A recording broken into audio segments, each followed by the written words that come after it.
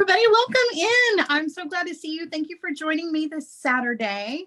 You guys, I've got a fun project for you all. I am really looking forward to showing it to you. But before we get started with that, I do want to introduce myself in case there is anybody here who has not taken a class with me before. My name is Sara Lovecraft. I am a designer for Beadalon. And I specialize in wire work, but I do a little bit of everything. But I'm going to show you some wire weaving today that I consider to be kind of the springboard into the love of wire weaving. So if it's something that you've ever been interested in, but you've never tried it before, this is a great beginner-friendly wire weave that you can practice until you get it good. And then hopefully you'll be ready to go on to harder techniques with wire weaving. So this one is definitely easy. It's definitely fun. And I'm incorporating a bead that, and I don't really consider it a bead. I consider it more of a pendant, but it's definitely classified as a bead, and that's the donut bead. And I feel like a lot of people get donuts because they're beautiful. A lot of times they're made out of gemstones. The one we are using is a tiger eye. But I feel like a lot of times people don't know what to do with them. So I'm going to mix the two things together, hopefully demystify wire weaving, and maybe just demystify the donut bead as well, and show you just how easy it is to incorporate it into your jewelry designs. All right, so let's get started. I'm going to turn you guys around and I'm going to show you the materials because it really doesn't take a lot to put together today's project. So you're definitely going to need a donut bead of some variety. I'm using the tiger eye beads for these, and these are actually drilled. So I guess technically this one really is considered a bead because it's drilled all the way through. So you could, if you wanted to, you could just string this one onto some bead stringing wire, onto a head pin, or whatever you wanted to do with it. And that makes it a little bit easier, but we're not going to use any of that at all. We're going to pretend like this one isn't drilled and it is just a donut. And we're going to create a woven bail out of our wire. So we're going to be using some 20 gauge wire and some 26 gauge wire. I prefer German style wire for this project just because it is specifically designed for this kind of project. However, if you would like to use artistic wire instead, you are more than welcome to do so. I do kind of encourage you, though, to at least use the German style wire for the core wires, just so that it has a little bit extra structure.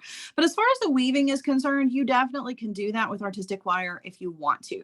So the measurements for this are pretty straightforward. Two 18, I'm sorry, not 18. Of course, you could use 18 gauge wire, but two 20 gauge pieces that are about 6 inches long, I believe. Let me just double check that because they always look a little bit longer. Yeah, 6 inches, two pieces of 20 gauge wire that are about 6 inches. And then for your weaving wire, we're using 26 gauge wire. If you only have 24, you certainly can do 24, but I find that the 26 gauge wire is a little bit more beginner friendly. And you're going to need about 36 inches of this as well. You'll probably have a little bit left over, but it's better to have more than you need than to not have enough and have to worry with adding wire. Particularly if you're a beginner, adding wire to a wire weave is definitely kind of a next step when learning how to do wire weaving projects. All right, so that's really all you're going to need, just your basic tools and a piece of chain if that's what you want to hang your finished pendant from. All right, so let me show you the sample. And actually, I've got two samples here that are slightly different, but very much the same. The one that is in the photo for this class is this one, and it only has the 2 spirals in it. This one has 3 spirals, and it is put together pretty much the exact same way. I just used an extra piece of wire for another spiral in this. You're going to see that once we get the weave done and we are to the point where we're creating the bail on the actual bead itself, it's very much open to your own creativity. And of course, we'll talk more about that when we get to that point. But what I'm basically saying is that you don't have to finish this off the exact same way that I do. You can get really creative with your leftover pieces of wire, what you have left behind, to make something that is really kind of your style. If you don't like swirls, you could do any number of other things. All right, so let's get started. I saw a question whether or not you could use the wire off of the spool. I really find that for a project like this, it's a little bit more difficult to do that, but you're welcome to try. There's no reason why you can't. I just like to have a free end because I feel like the added weight of the spool kind of works against you. That's why I like to pre-cut my pieces. But if you're used to working like that, then I don't think you'll have any problems at all. Just know that there's a lot of wrapping going on, and it may be a little difficult to manipulate that extra weight of the spool at the end of your wire. All right, so let's get started. We're going to take one of our 20 gauge pieces of wire, and we're going to take this 26 gauge wire. We're going to come from the end of that 20 gauge wire. We're going to come down about 2 inches. Okay, so 2 inches from the end. Lay your wire, your 26 gauge wire, across the top of that wire. And you want your tail to be towards the left and your working end to be going away from you, going towards the right. Okay. And we're going to anchor this wire to the 20 gauge wire with 2 or 3 wire wraps. Okay. And those wire wraps need to be wrapping away from your body. So I will get these situated and then I'll show you so you can see exactly the direction, because that's going to make a big difference here. You want to be sure that you've got the correct direction. So the wire is kind of coming from around the back, right? And then up around the front and away from you. And just about 3 wraps is all you're going to need to get that on there. Now it will slide back and forth. Okay. It's not, you don't have to wrap it so tight that it doesn't move.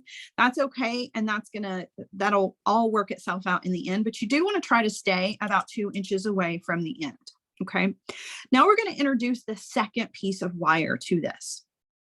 So we're going to pick up that other piece of 20 gauge wire, and we're just going to kind of lay that, again, 2 inches from the end. We're just going to lay that right above the wire that we just anchored our 26 gauge wire to.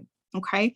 And we're going to hold those 2 wires together and kind of pinch them close to where you've got those first wire wraps. We're going to take the 26 gauge wire and we are going to just wrap around both wires. Okay. And when you stop, that wire is going to be coming from the back down here towards your body. Okay.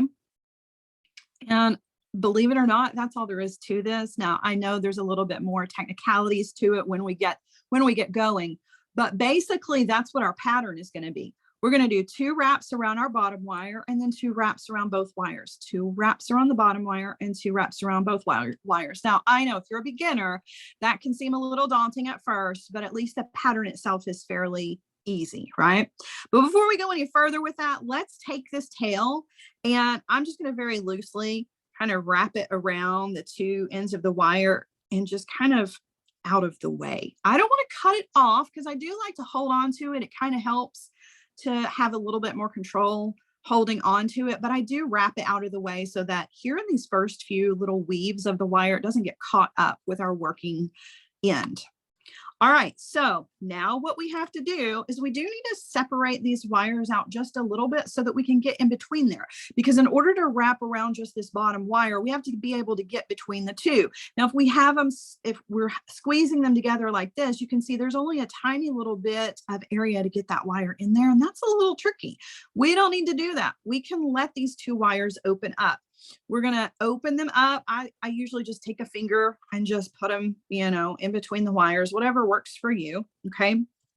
And as you take this weaving wire and you go to wrap around the bottom wire, instead of trying to do it right here next to the wraps, I do it way out here. So I take the wire, okay, this bottom wire, or I'm sorry, the weaving wire, and I'm going to bring it all the way over here to where those 2 wires are separated, take it between the 2, and then I kind of do this. It's a push and a pull at the same time to bring that wire wrap down tight up next to the wrap that I just made, right? And it was just around that bottom wire. I'm going to do the same thing for the next one. So I'm taking the length of the wire, down here to where the 2 wires are open, sticking it in between the 2, okay? Then once it's between the 2 of them, I push with my thumb, and I'm also kind of pulling back with my hand at the same time. And that is going to help to push that wire wrap right up against the previous wrap. And that's the goal. You want those to be as close together as possible. And if you can't get them super close just with your fingers, that's when your tools are going to come into play. You can use your chain nose pliers.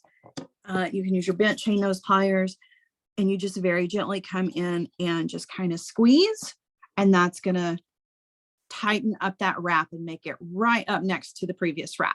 Okay, so now I want to go on with the pattern, and the next 2 wraps are around both wires. So I don't have to do that way down here, and I can bring the 2 wires close together again, and I'm just going to wrap once around both and twice around both, right? And again, you can push with your fingers to get it to line up nice and tight. Okay, all right, now again, we're going around just the bottom wire, so go ahead and open up the space there and take your weaving wire between the 2, and then you're going to kind of push and pull and wrap. It's a really kind of an interesting feeling, but once you get the hang of it and you realize kind of how much tension you're going to need to pull that wrap nice and tight, you'll do it several times and then you'll really get a feel for it. Okay, so we've wrapped around just the once. We're going to wrap around just that bottom wire a second time. So going between the 2, kind of pushing and pulling and wrapping, kind of pulling towards myself now at this point to get those 2 wraps. Okay. All right, so now we're ready and we're in place to go around both wires once, twice, and then around just the bottom wire. So between the 2, pulling it down tight, between the 2, pulling it down tight. Okay, and then around both once. Oops, you gotta be careful because we're working with 36 inches of wire. That's a lot of wire. You can see how it wants to kind of get wrapped around. It's going to want to kink up on you. Just kind of keep it out of the way as much as you can. And twice around both. Okay, now practice makes perfect with this. I know I tend to make this look easy, but I can't tell you the number of times that I've done this. So don't feel like if you're not getting it tight and straight, just right out the gate, don't be hard on yourself, right? Like I always say, give yourself grace, because this does take practice, and it takes the practice to get used to the tension, to get used to the movement. So if yours are a little wonky at first, that's okay. That's all right. You know, you just need to practice it more. And we're going to do about 2 inches of this. So you're going to get to see me repeat this process plenty of times. And you can use scrap wires to practice this. If you've just got little pieces and you want to practice before you actually do the entire project, you're going to be good to go, because it only takes a little bit of practice. I know I say that, but I think just about everybody will be able to manage this one. All right, so the last time I wrapped, I went around both. Now I'm just going to go around that bottom wire 2 times. So taking again the wire out here to where the wires separate, taking it between the 2, and then kind of pushing and pulling to do that wrap around just the bottom wire. And a second time, pushing and pulling, right? And then around both once, twice. And as I go along, I kind of squeeze onto the wire wraps that I've made, the weaving that I've already done. I hold on to that with my other hand, okay? So around just the bottom wire, once, twice, and then around both, once, twice. Okay. And as you go, your hands are going to warm up the wire.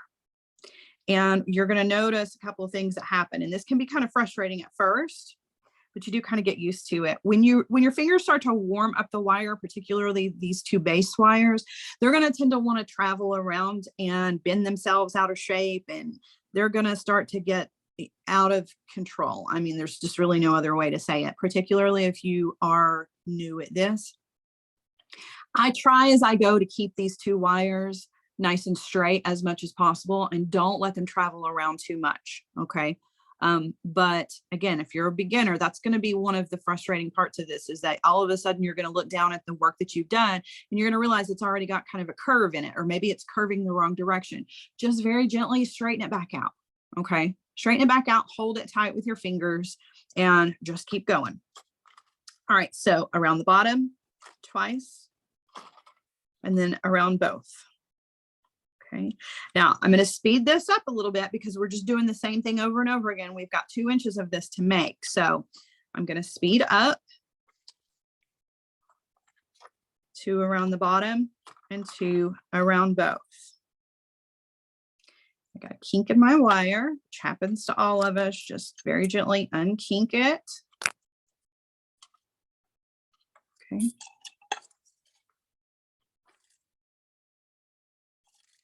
So 2 around just the bottom wire, 2 around both.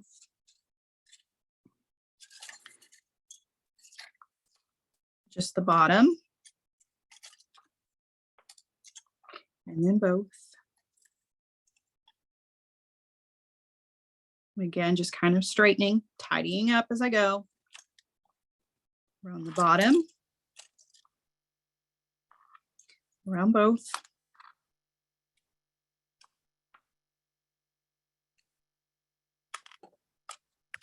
Okay, around the bottom wire.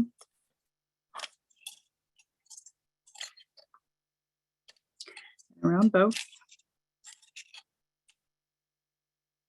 You can see, start to get those curves in that wire. That whole shape just wants to kind of curve around because I'm warming it up with my fingers. And I don't even realize it, that as I'm holding on, I'm kind of applying pressure. That's also kind of making it kind of twist around. And, you know, it's just kind of curving to my fingers as I'm holding it. 2 around both.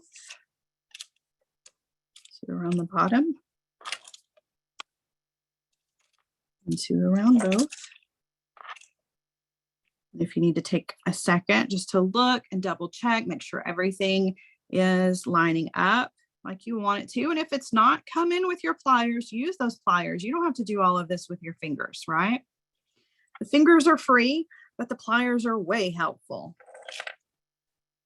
All right, so just around the bottom wire, 2 around both, 2 around the bottom, and 2 around both. Okay, so like I said, we're going a little bit faster now. Uh-oh, we'll go too fast, get a little crazy, and things start to go off the rails. Don't get overconfident. I always have to remind myself that even though I've done this a million times, doesn't mean that I can't really, really mess it up.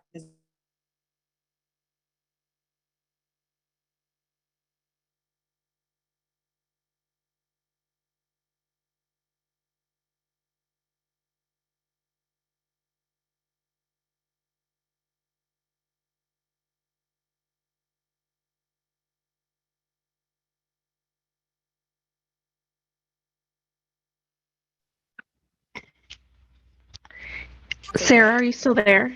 Yes. Sorry, I think the screen went black for all of us, and you went mute as well. So I'm not sure if that happened on your end. It was only like 30 seconds though, so whatever you said in the last 30 seconds, if you can just repeat that, Yeah, I think would be good. Okay, great. Sorry about that, guys. I don't know what happened. So I was just saying that we only need to do about 2 inches of this. So you want to grab your ruler and just give it a little check to see how far we've gone. And I've already made it to about 1.5 inches. So just be kind of mindful of that. It's probably only going to be maybe 5 more weaves of both, you know, both sets. So we'll check on it again. And if it's a little bit longer than that, that's okay too. You can always undo if you've gone too far.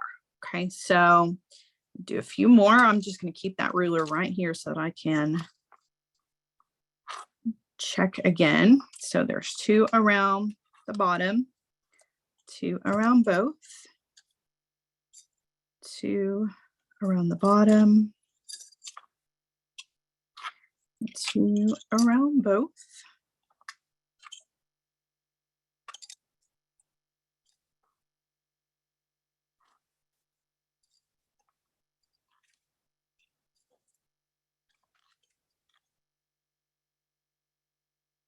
Just want to double check, see how everything's looking. Hold it up to the ruler. We're pretty close to the 2-inch mark. Doesn't have to be exact.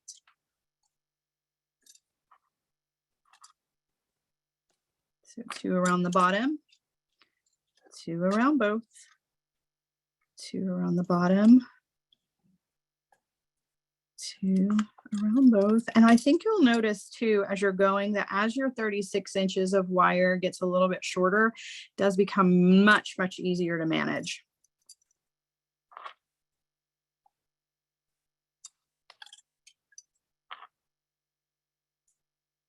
All right, I'm going to do these 2, and then we're just going to take a little look, holding it up to a ruler to see. All right, so I'm a little over 2 inches, and that's fine with me. I'm not too worried about that. So I've got every bit of this that I need. Now we need to just take a look, and we want to try to straighten everything back out again. Okay, because again, you can see how there's kind of some bumps in the 2 core wires. So just use your fingers, straighten it back out as much as you possibly can. And it doesn't have to be perfect because we are going to shape this into a teardrop shape. All right, so what I do need to do though is I need to come and I need to trim off the excess wire that I have left over. So I'm going to trim that. And then I'm going to come back here to the front with our anchor wire and our tail. I'm going to undo that. And I'm going to come to the back and I'm going to trim that off as well. All right, so now we have a little 2-inch section of our woven wire. So there was a question, how long was the tail to start? Just a couple of inches, maybe 2 or 3 inches. And the reason that I leave that 2 or 3 inches and not make it any shorter, I do like to be able to, if I need to, let's say for instance, I get all the way down to my 2-inch mark and I'm done, and I come back and I look at the first few weaves and I'm like, oh, those are messy. They look terrible, right? If I have plenty of tail here to unwind, I can unwind 1, 2, 3, 4, maybe 5 sections of this if I need to. If those first few sections look terrible, then I can unweave all of that and I can trim it off, and then I can come back down here to the end, obviously before I've cut the working end off, and I can make up the difference down here, right? So the 5 that I cut off because they didn't look so good, I just put them at the end where I've had more practice, right? But it's harder to undo 3 or 4 of these little wrap sections if you don't have much of a tail to hold on to. So that's the only reason why I leave that tail so long. And I don't cut it off. I just wind it around these 2 pieces to hold on to it, because you never know when you're going to need that extra wire, right? Okay, so now what we're going to do is we're going to take this and we're actually going to form this into a teardrop shape. Does not have to be perfect, okay? You just want to find something that's going to be around 8 millimeters, 10 millimeters, something that you can use to form your wire around. A lot of times I'll just use like a marker. This one's a little bit on the big side for today's project, but that's usually what I have on hand. Let's see, what else can I use? I'm going to use the handles to my bell making pliers. These will work just as well. Don't have to have a special tool for this part, but what you want to do is just whatever it is that you're going to use to make that kind of teardrop shape, you just want to place it in the middle of the weaving, right? And then you just very gently want to kind of bend your wires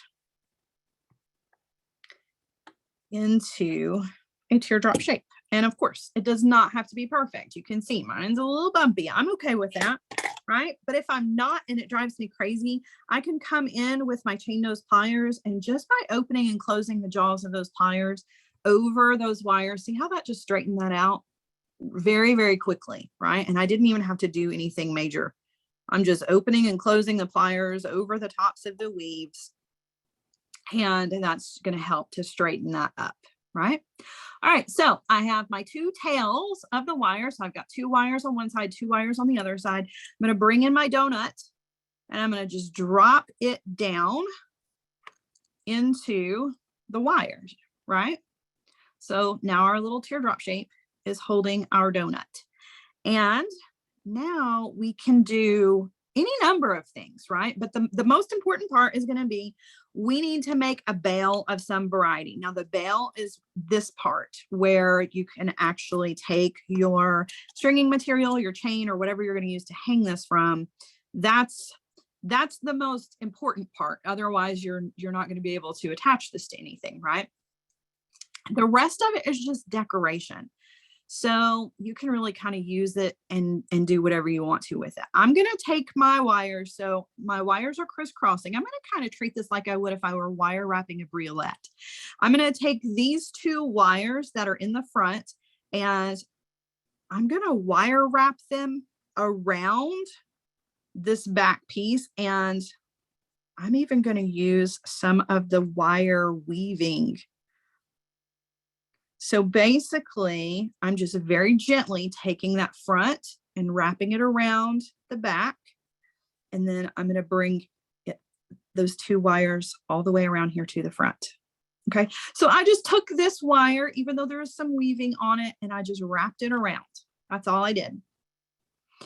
And now I have two wires here that I can do decorative things with. That's where you can create your spirals if you want to, or whatever else it is that you want to do.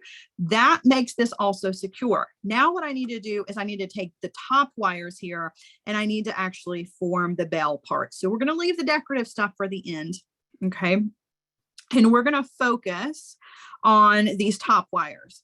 Something else that you can do is you can take a look at both sides, this side and this side, and you can decide which one you want to be the front. I kind of prefer, this was originally the front where my wire is kind of snaking around. You can do your spirals or whatever right here in the front on this side, or you can turn it around and maybe you like the back better because it's a little bit cleaner. I kind of prefer the back. So now my two decorative wires, I'm going to leave those back here in the back. Okay. And I'm going to call this the front now.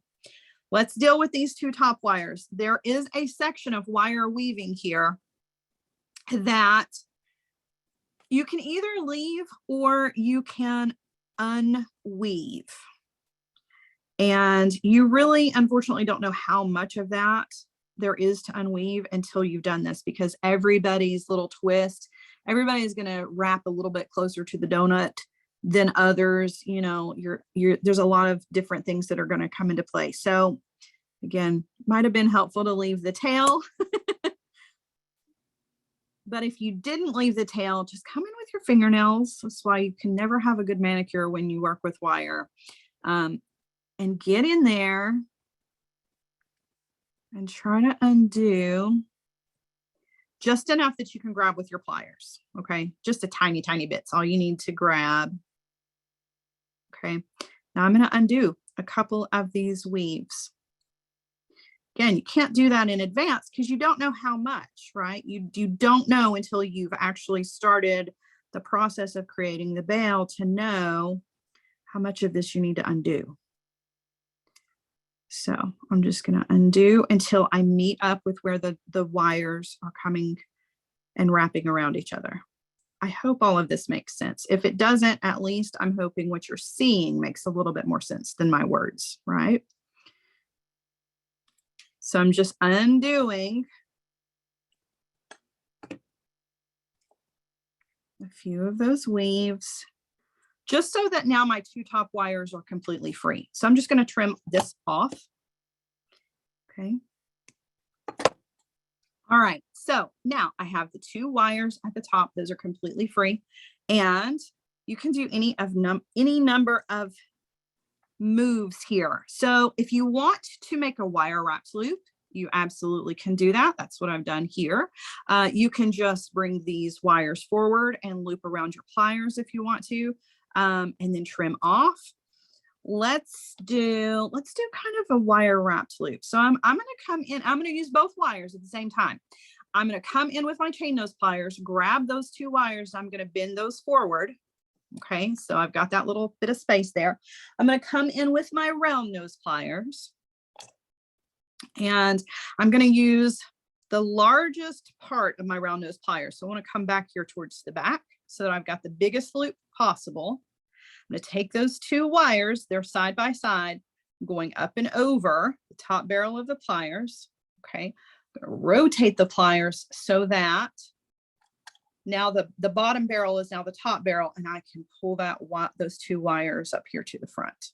Okay, just like a standard wire wrapped loop, but we're doing it with two wires. Switching hands now, and I'm going to take those two wires, again running side by side, and I'm going to wire wrap in that little space between our weaving and our loop.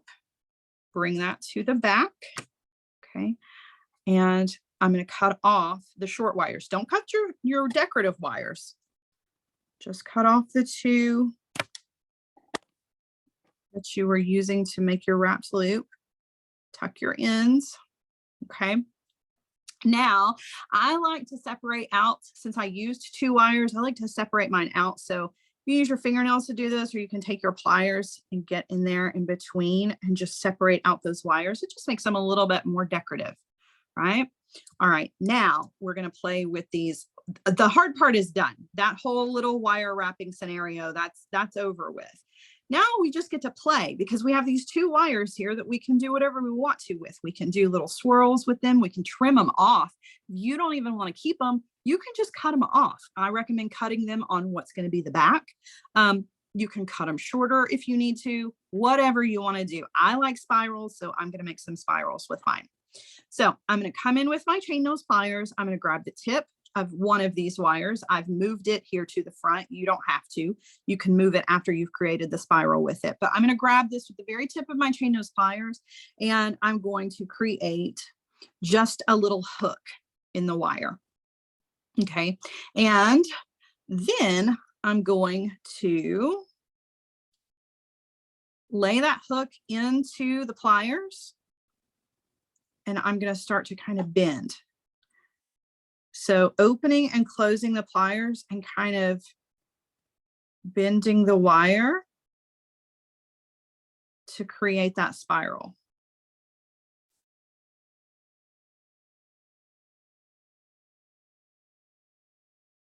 And it helps to do it away from the donut.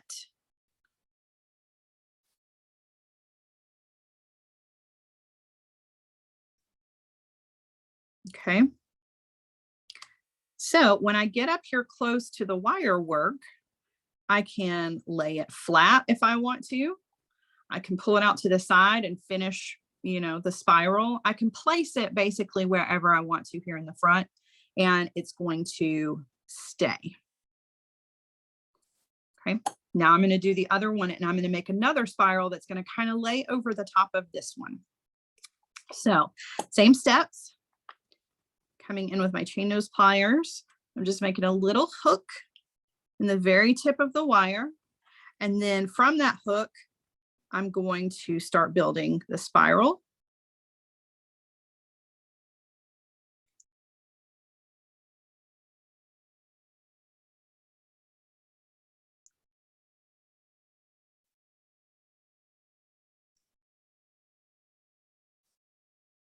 Just opening and closing and kind of twisting the wire. And if your spirals are not perfect, you can always undo them and do them again. You can see mine's got a little hump in it right there. I don't care. Those little things like that, I don't worry about. It all just kind of adds character. Now I bring it to the front, and I'm going to decide where I want to place it. I do kind of want to bring it up a little bit more. So I put it where I want it to be, and then I push down on it with my fingers.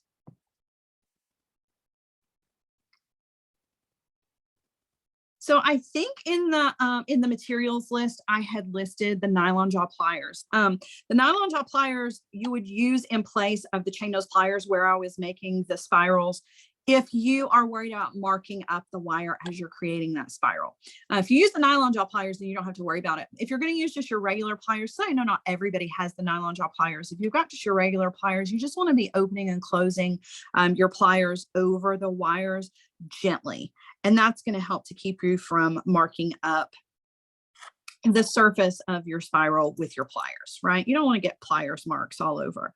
Now, if you want to, you can even twist these and turn them the opposite direction. So like this one on the bottom, I don't like the way that it's going. So I'm actually going to pull it out just very, very gently, hold it with my pliers, and I'm going to turn it the other direction. See how now the spiral is going in the opposite direction. And then I can replace it more over to the other side, right? And that's it, you guys. That's it. You can do whatever you want to with the 2 wires that you have left over. I can't stress that enough. That's the part where you get to be creative. If you want to make spirals out of those wires, go for it. If you want to make loops with those wires and hang other beads from them, go for it. If you don't like them at all and you just want it to be nice and clean, take them to the back, cut them off. And the most important part is the bail. It's already done. So I always kind of look at those little extra pieces of wire as opportunities, you know, to be creative, get a little outside of your comfort zone when it comes to those, because you can always cut them off. If all else fails, cut them off, wrap a new wire on, because these 2 wires at this point are not really doing much, you know?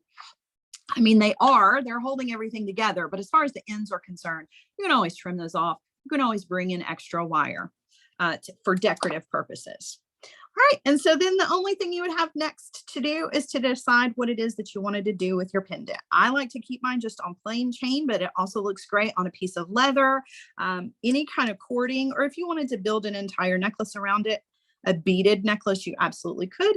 But a lot of times I like to just leave mine and let that wire weaving and the donut be the star of the show, but it's totally up to you. I'm going to turn you around and hang this on a bust so that you can see what it looks like hanging. Everything always looks better hanging. And then I will let you guys go for the day. So let me turn you around. I hope that you guys have enjoyed this class. I hope that I have helped to maybe make wire weaving a little bit more accessible, particularly to those of you who are beginners who've never tried it before but want to. This is a great weave to start out with. So just hold this up here on the neck so that you can see what it looks like hanging, give you kind of a better idea of what all is possible. It would help if I could hold on to that, wouldn't it? I try to be so professional. All right, there you go. So you can get a good look at what it looks like hanging, and you can see all of the different opportunities you have here for design, right? There are so many different things you can do with this. Just putting it on chain is nice and simple, but you really can kind of go overboard and over the top and fun with your wire weaving or your pendant to add it to something else, right? All right, everybody, thank you so much for joining me. I hope you have enjoyed this class. And I look forward to being with you guys again soon with another fun design. Until then, I will see you guys. If you post your designs, make sure you post them with the hashtag #MakeItWithMichaels or hashtag Beadalon so that we can all see and be inspired by your creativity. You guys have a great rest of the weekend. Bye, guys.